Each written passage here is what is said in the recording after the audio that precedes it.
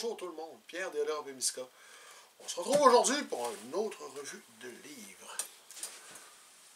Cette fois-ci, je me soigne avec les plantes sauvages, les reconnaître, les cueillir et les utiliser de Annie Schneider. Mais avant tout, on va vous parler du concours qu'on avait fait dans une autre vidéo.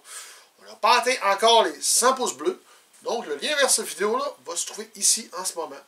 Je vous invite à aller mettre un pouce bleu sur cette vidéo-là.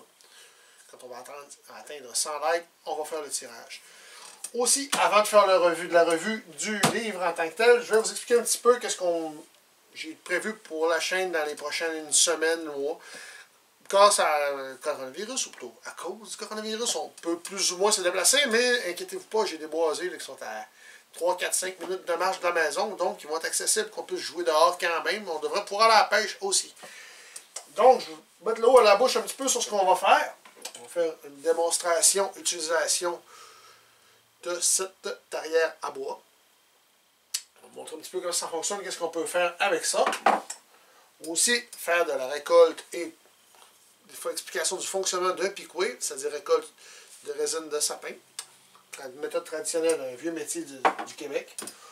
Si on peut aller à la pêche d'une façon un petit peu plus éloignée, mettons 15 minutes de la maison en voiture, on va pouvoir faire une revue de ce mini dériveur de surface qui devrait être très intéressant pour certains. En tout cas, j'ai des idées dans la tête de travailler avec ça. Ça pourrait être très très bien. On a prévu aussi de tester les yo-yo reels. Ça par contre, c'est une utilisation où on va devoir garder notre ligne sous surveillance. Vous savez qu'au Québec, notre ligne doit être en constante surveillance. Donc, quand on va utiliser ça dans la vidéo, on va être en constante surveillance à côté pour voir le fonctionnement de la chose. On a aussi on a pris des Fire Steel qu'on a fait des poignées en ABS qui glowent dedans. On va vous montrer aussi l'efficacité de ça en temps réel quand on va pouvoir faire des feux, quand on va pouvoir aller dehors. Là.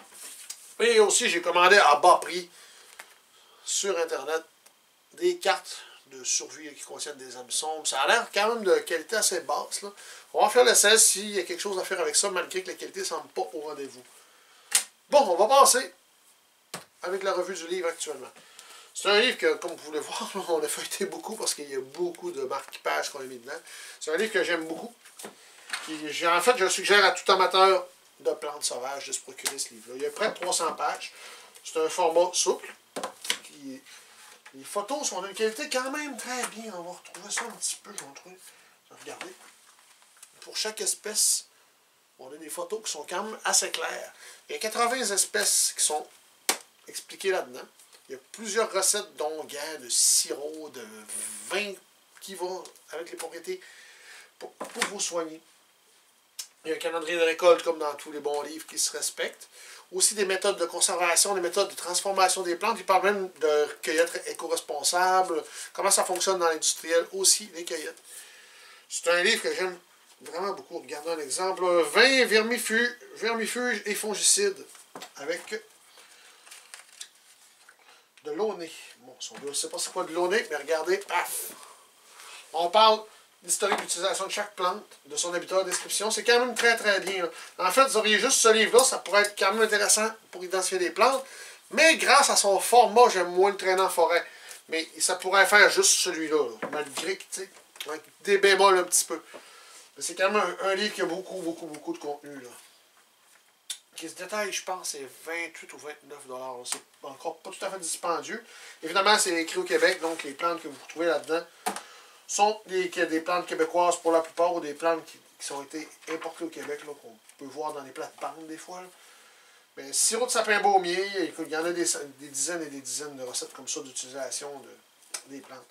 À la fin, justement, on retrouve ici les maladies courantes et leurs remèdes végétaux. C'est un chapitre complet, donc, ce qui est assez intéressant. Mettons, par exemple, on va regarder la grippe.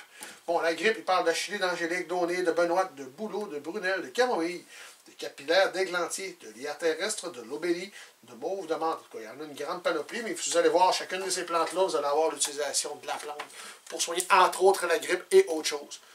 Donc, c'est un must, je vous le conseille. C'est aux éditions de l'Homme, écrit par Annie Schneider. Je me soigne avec les plantes sauvages, les reconnaître, les cueillir et les utiliser. Je vais essayer de vous mettre un lien dans la description pour vous procurer ce livre-là. Si vous aimez la vidéo, faites péter une tonne de pouces et abonnez-vous à la chaîne. Merci.